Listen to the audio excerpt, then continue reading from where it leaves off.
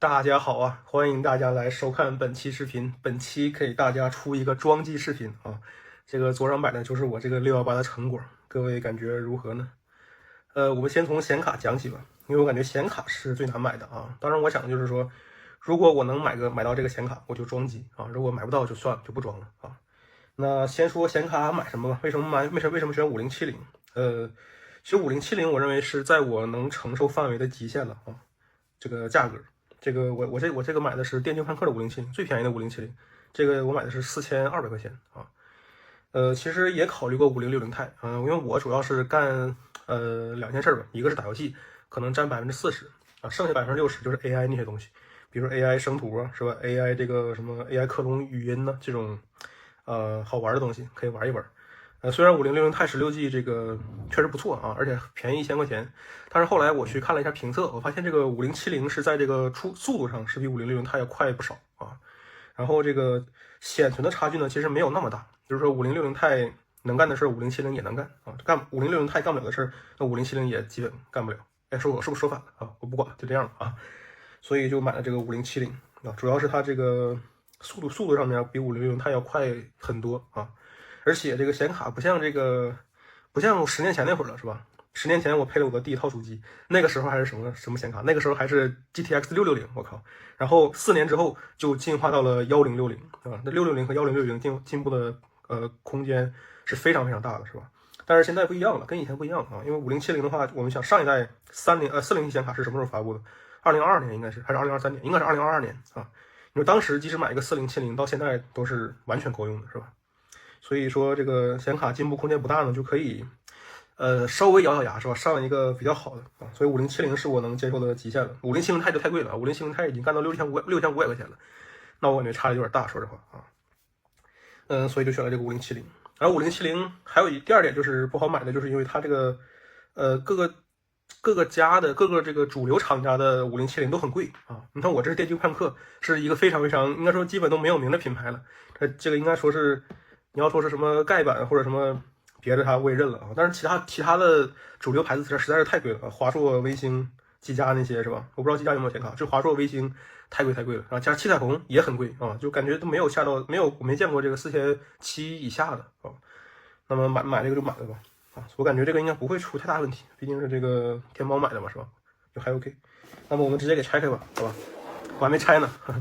这特别有意思啊！其实我昨天已经收到这一套产品了，但是我没有螺丝刀，谁懂我的痛啊！我天呐，就昨天晚上一晚上，我就没法就看这堆产品在这没法装啊，直到今天下午我才收到了这个螺丝刀，哈哈。那今天我们可以开始装机了。OK，那么我们把显卡拆一下。电竞判客全新的，我靠！我去，哎，退不了货了呀！这个电竞判客应该是个香港的牌子啊。然后这个5070的，我看介绍说，这个5070的散热模具和它的5070钛是一样的啊，所以我感觉应该 OK 啊，没什么大问题。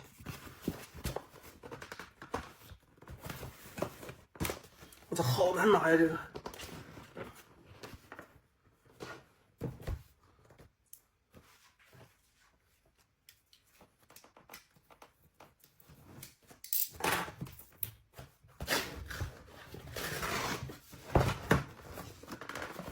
我太紧了，这个真太紧了！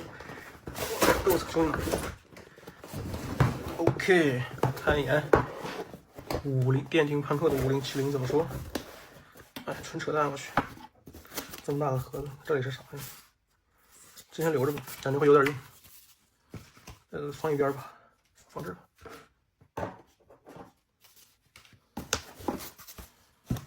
OK， 这个是全新的电竞判客5070，三风扇，有点这个长度应该是310多厘米，314啊，错了，310多毫米，314毫米。Attention 什么玩意儿 ？Observe 什么玩意儿 ？For 什么 handling？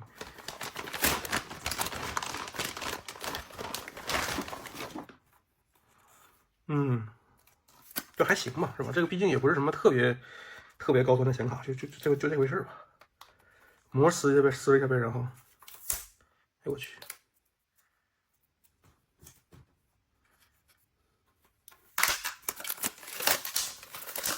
靠！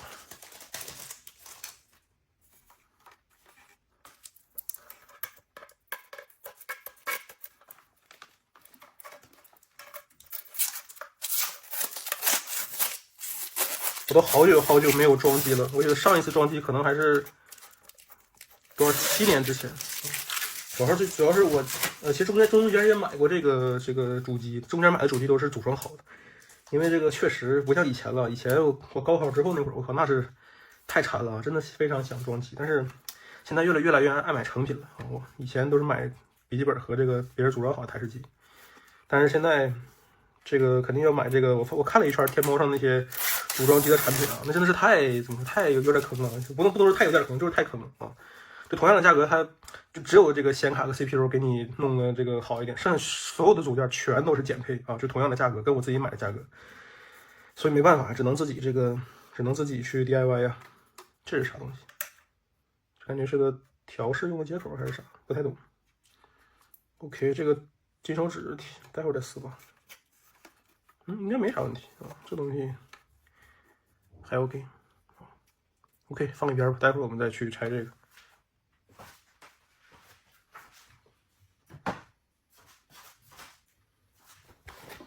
我看这里还送啥了没？送了一个这是啥东西？显卡支架，哎，这不错，我去送了个显卡支架，很有用，很实用这个。哦，然后这个是电源线吗？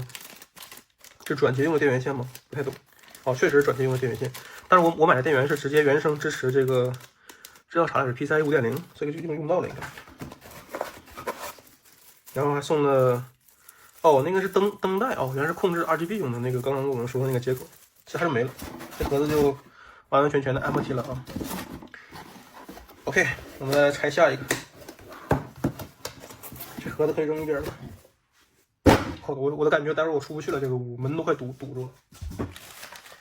这个先放这儿，然后下一个我们要说的就是 CPU 啊 ，CPU 就是太经典了啊，14600KF。为啥选这个英特尔的 CPU 呢？就是因为英特尔的多核性能比较强。你看我干那些，就我玩那些东西吧，不光是打游戏，还有 AI 那些东西，然后包括我在 B 站上也发一些视频啊，我也去玩一些摄影啥的，多核性能我是100%会用到的啊。这个和14600KF 同级的产品就是那个 AMD 的9600X 啊，这都是1000多块钱，我这个买的价格是1130块钱，等于还凑合啊。然后9600X 也是跟这个差不多，但是9600X 就是多核性能没有这个强啊。虽然说单核性能比这个强了那么百分之几啊，但是多核性能来说，这14600KF 是碾压9600X 的存在啊。可能我没记错的话，应该是比9600X 多了30%的单核性能，多核性能啊。所以说这个毋庸置疑啊，这就是我的唯一选择，没有什么可犹豫的，就只能选14600KF 的这个价位啊。然后盒装也是因为这个没买散片，也是因为首先价格差的不多，价格差可能没到100块钱。其次是这个听说英特尔 CPU 会缩缸是吧？然后最近更新了 BIOS 的话，可能现象改善了一点，不过买盒装还是比较靠谱的啊。So 这个怎么拆呢？哦，这里是吧 ？OK， 这个就非常普通了，我觉得这 CPU 没啥说，但这盒我得留着，显卡那盒可以扔了。Intel 处理器，哎呦，这个那个的 ，OK， 这就是我们全新的14600KF，这怎么拿出来这玩意儿 ？OK， 拿出来了，可以，待会儿我们装主板的时候再一起装上吧。这个得留着，这盒不能扔去。万一里边有什么重要信息我错过了是吧？哦，我记得当时我这个第一次装机的时候，好像就留了一个主板的盒，然后里边把所有东西都放在主板盒里了，因为其他的盒子实在是太大了啊，尤其显卡盒太大了。OK， 这先留着。然后接下来我们说到主板，主板选的是经典的微星迫击炮是吧？遇事不决迫击炮啊，我也是这么选的。为啥选迫击炮呢？就是因为。首先这个主板我觉得还是买御三家吧啊，其他的牌子明轩、七彩虹不是特别敢信啊，虽然我感觉他们也没什么大问题，但就是心里有点不舒服是吧？所以主板还是决定买御三家的主板。那这个价位来说的话，只有3个选择：华硕的什么重炮手我记得是，然后这个微星的迫击炮，加上技嘉的那个雕妹啊，这3个选择。为啥选技嘉？就是因为技嘉便宜啊，这个价格是我买的价格是930块钱啊 ，WiFi 第5的主板。当时我看的时候，华硕是1130块钱啊，然后这个微星技嘉那个呢也要稍微贵一点，我记得是1030块钱啊，所以微星这个最便宜啊，而且这个微星的颜值我觉得也 OK 啊，所以我就选择了这款主板。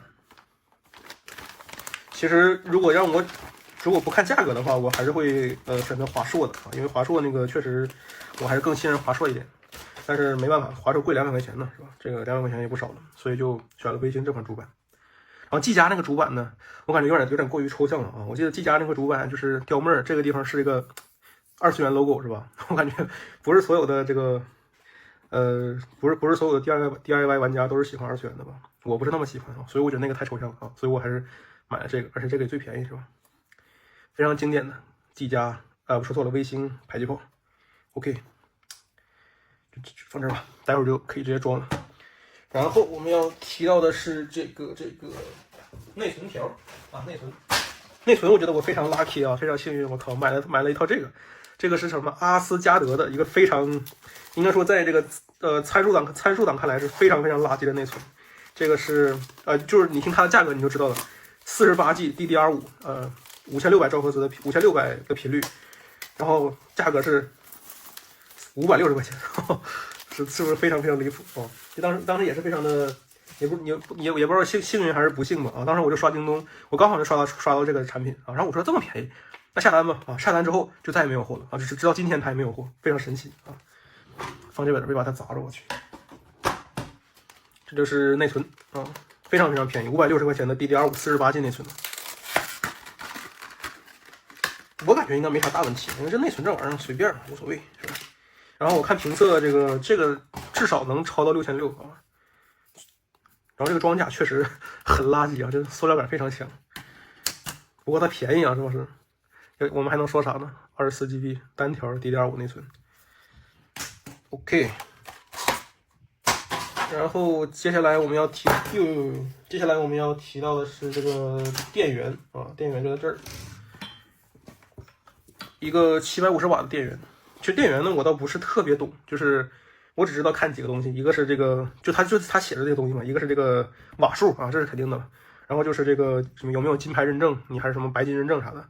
然后就是 ATX 3.0和 PCIe 5.0，其他就不知道该看啥了啊。然后确实京东上电源也很多，就是我也不知道该怎么选择，所以就选了利民这款电源啊，因为我觉得利民这个牌子还凑合，是吧？咱也不知道被没被坑啊。这个价格是313块钱，我记得啊。就它是属于在我觉得还可以的牌子里面最便宜的电源了啊，所以我就买了它。这个电源应该没啥好说的，就非常普普通通的300块的750瓦电源啊。这个带5060钛，说错了，带5070加 i5 应该是没有啥问题的啊。特别是它这个是 ATX 3.0的嘛，对吧？肯定不会出现什么黑屏啊、死机啊那个状态。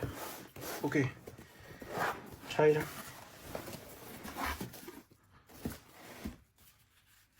哎，这说明书太多了，真的是。给了几个这个条还不错。电源，这是啥玩意儿？哦，这是线是吧 ？OK， 这待会儿再拿出来了，够麻烦的。然后电源，哇，好轻啊，感觉。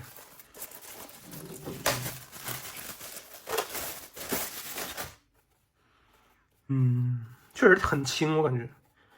不过只要有这些认证，应该就都 OK 吧，是吧？750瓦，没啥大问题。OK， 这个放这边吧。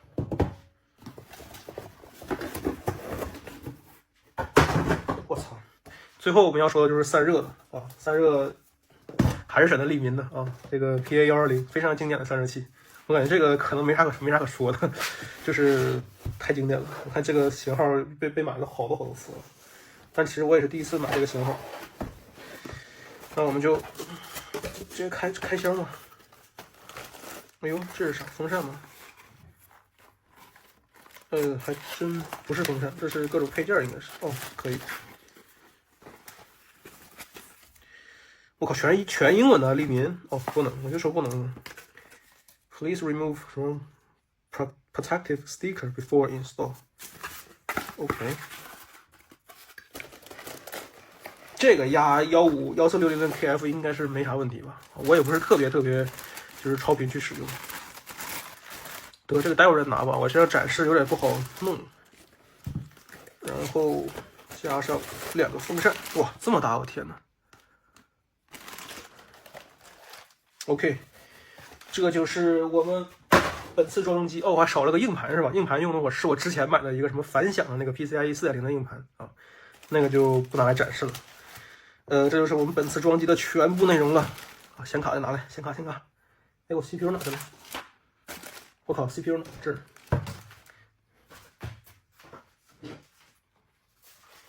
这就是本次装机的全部内容了啊！我们待会儿给装上，给大家看一看。用我的电螺丝刀，哇，这个真的爽！我跟你说，我中午试了一下，去拧那个机箱的那个螺丝，确实不一样，确实比手动的好多了。OK，那我们开始装机，待会儿给大家看看成品。